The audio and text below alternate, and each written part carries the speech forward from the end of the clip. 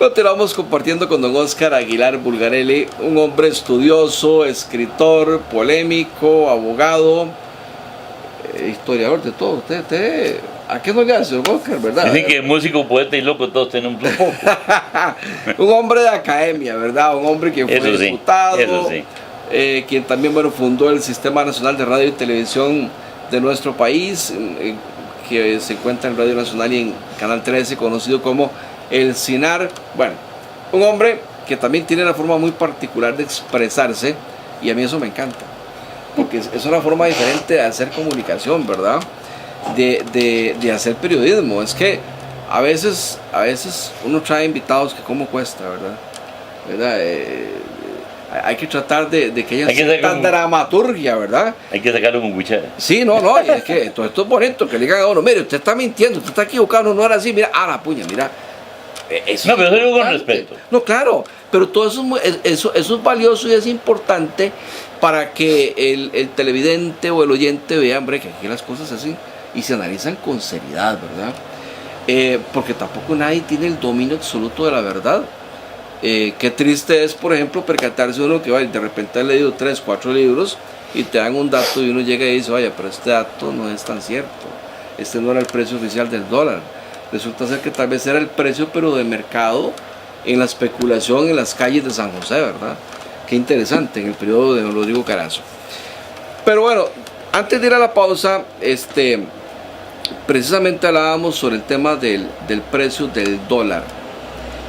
¿Qué tan cierto es que el dólar entonces pasó de 8.60 a 60 colones? No, sí pasó. Pero pasó en el gobierno de Luis Alberto Monge, me dice usted, oficialmente. Y más bien... No, es que oficialmente nunca llegó a ese precio. Tampoco. ¿No? Entonces. Entonces. Carachos, ¿cómo es para que nosotros traemos usted aquí. Vea, muy sencillo. La primera devaluación importante que hubo fue en tiempo de don José Joaquín Trejos, que pasó el colón de 6.60 a 8.60. Estamos hablando de una devaluación del 20%. Más, casi un 30%. Y a la gente eso le parece, se da como humo de paja, de 6.60 a 8.60. Esa fue la primera devaluación.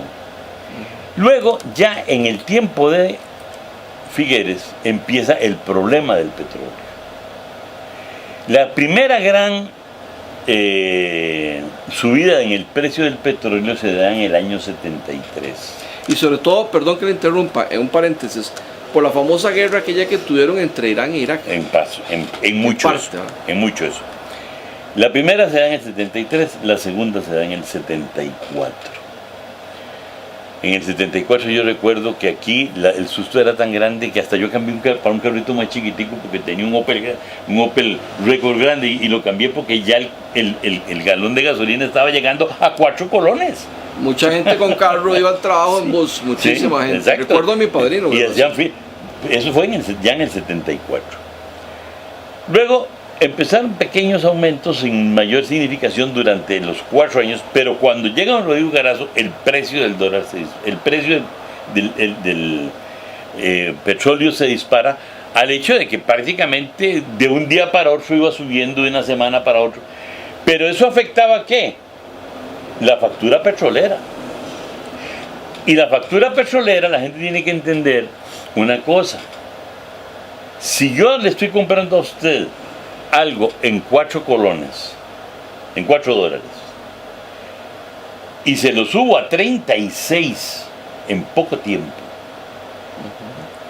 significa que lo que yo antes, si le iba a pagar por esto 4 colones, y usted me lo sube a 36, yo le estoy pagando 8 veces más.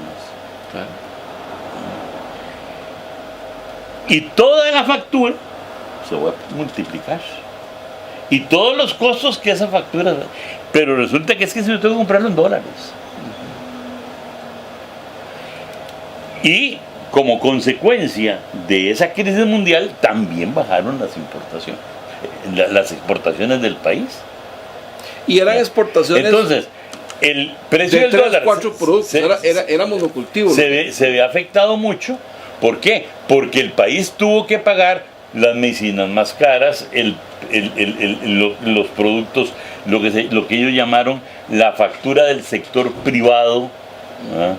Mucho más caro, había que darle más plata al sector privado en dólares para que pudieran traer los productos de afuera. ¿Quién dice que la pasta de dientes la traía don Rodrigo Carazo? La traía la Colgate. Pero ¿quién le daba los dólares a la Colgate para pagar en dólares la factura de la Colgate? El Banco Central. Y la gente cree simplemente que era jauja. No, hubo una enorme presión por el dólar para pagar. Desde el petróleo hasta la pasta de dientes, a ponerlo en sencillo. Y por eso, en buena parte, el Fondo Monetario Internacional dijo, hay que devaluar.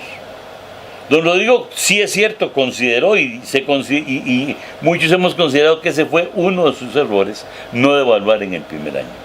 Pero ¿qué pasa cuando don Rodrigo, y eso es lo que la gente se le olvidó? Porque dicen, no devaluó, sí devaluó. En agosto de 1980, don Rodrigo da el decreto devaluando el colón a 20 colones. ¿Qué pasa? Él da el decreto con base en la ley de la moneda. Y un señor que había estado trabajando con don Rodrigo y el partido en el plan de gobierno, que estaba muy resentido porque su ego magnífico se había visto herido porque no lo habían nombrado ministro de Hacienda. Llegó y en lugar de llegarle a decirle a don Rodrigo, ese decreto es inconstitucional, se fue y presentó un recurso de inconstitucionalidad contra el decreto de devaluación que hizo Rodrigo Carazo. Ese señor se llamó Óscar Barahona Estrella. El gurú económico de aquella época, había sido ministro de Hacienda de Trejos, había sido el primer personaje que pasó de un gobierno de unificación a ser ministro de Hacienda de Figueres de Liberación, y la gente lo tenía ahí puesto en el casillero de los dioses del Olimpo de este país. Presenta ese recurso y en enero, bueno, es más, en el momento que se presenta el recurso queda suspendido el decreto. Y durante un año, entre la resolución de la Corte, que le da la razón a don Óscar y le dice, sí señor, ese decreto es inconstitucional, y el cambio a la ley, pasa un año. Ahora, la pregunta es, ¿por qué ese decreto era inconstitucional? ¿Tenía culpa don Rodrigo? No. ¿Por qué? Porque don Rodrigo lo hizo con base en la nueva ley de la moneda. Esa ley de la moneda no se dio en el gobierno de Rodrigo Carazo. Esa ley de la moneda se dio meses antes de terminar la administración Oduber. O sea, cuando don Rodrigo llega al gobierno, la nueva ley de la moneda estaba dada. ¿Qué cambiaba aquella ley de la moneda que dio Daniel Oduber? Que la devaluación era decretada por la Junta Directiva del Banco Central y no por la Constitución Política. Pero resulta que aprueban la ley pero no cambian la Constitución. Entonces, en efecto, ese decreto era inconstitucional. Pero nadie lo había señalado. Entonces, cuando don Rodrigo da el decreto, ese señor, que sí sabía de antemano, porque era además de economista abogado, ¿no?, debió decirle a don Rodrigo, pare, estamos cometiendo un error. Y hubiera solucionado muchos problemas solo con ese consejo. No, se fue y presentó el recurso de inconstitucionalidad. Eso hizo que la devaluación de don Rodrigo, que ya tenía un año de espera, se tuviera un año más. Que llegue tarde. Pero vea qué interesante, yo aquí en el libro transcribo las declaraciones de un señor que se hizo millonario con el tema del dólar. No, pero claro, no, es que le voy a decir por qué es que es importante saberlo. Porque toda la plutocracia de este país hacían fraude fiscal con facturas. Que entonces, ¿qué hacían? Le pagaban a usted, pero usted con $1 barato, pero pedía que le hicieran la factura con $1 caro. Y se guardaban la factura. Y se guardaban la factura. Y se guardaban la factura. Y cuando llegaron, y ya se pudo establecer la devaluación, presentaron las facturas, no las baratas que habían pagado, sino la factura cara. Para ponerlo en sencillo, ahí está explicado detalladamente. En el libro. En el libro. Solo un famoso periódico de este país, se ganó en ese tejimaneje de las facturas en la compra de papel, ¿sabe cuánto? $5 millones. Por eso yo no puedo soportar el manejo que hacen en este país muchos pillos de la conciencia pública, porque eso no se vale. Y esto está aquí explicado. Este libro tiene una cosa, Ajá. como los míos. Como yo no me las invento, sino que documento, ahí están nombres y apellidos de todos los responsables. Eso ya lo sabemos de don Oscar Aguilar, ¿verdad? Los nombres y los apellidos de los responsables, de los supuestos responsables. Don Oscar, estamos ya en el cierre, nos quedan como 3 minutos. ¿Hay algo lo que pasa ahorita en la realidad costarricense, en nuestra economía, que se le parezca a lo que ocurrió en el gobierno de Rodrigo Carazo o previo al gobierno de Rodrigo Carazo? Vea, hay cosas que son parecidas. ¿Cuáles? No se puede negar. Indiscutible, hay una cosa que es indiscutible. En este momento el país vive un tremendo déficit fiscal. Déficit que se acrecentó por un tremendo error político de Otón Solís y de Laura Chinchilla. ¿Por qué? Porque ellos aprobaron un proyecto fiscal que sabían de antemano que era inconstitucional. Y lo aprobaron a revientas hinchas, diciendo que no importaba. ¿Y qué pasó? Se fueron a la sala cuarta y la sala cuarta dijo es inconstitucional y se perdió una magnífica oportunidad de haber resuelto en ese momento, hace 6 años, un problema fiscal gordo. Ahora se nos han acabado los espacios. ¿Por qué? Por culpa de creer que en Costa Rica el sistema jurídico de la legalidad no importa. Y sí importa. Ahora tenemos un gran hueco fiscal, déficit fiscal, volcán fiscal, como usted lo quiera llamar, con un agravante, que a ese se ha aumentado mucho con relación a lo que pudo haber pasado hace 40 años. ¿Por qué? Porque todos tenemos, y vea que hago la observación general, todos tenemos una gran culpa. Porque todos nos hemos tratado de beneficiar del Estado sin poner de nuestra parte algo para solucionar los problemas. Entonces, así como a mí me dicen que un solo empresario, uno solo, hace 8 meses o 9 meses, llegó y le dijo al Ministerio de Hacienda, no me hagan olas con los platillas que tengo ahí en los paraísos fiscales del Caribe, mejor veamos qué arreglo hacemos y yo les pago la defraudación fiscal que hice y hagamos un arreglo y no me hagan olas. Y solo ese señor pagó 4.500 millones de colones al Estado. Solo eso. 4.500 millones. Y no me lo estoy inventando. En el mismo periódico, ya dije quién era, de ese señor, salió publicada la noticia. Bueno, entonces, así como tenemos no sé cuántas empresas que dicen que tienen 5 años de no declarar porque no tienen pérdida, yo digo, ¿cuál empresa lo aguanta?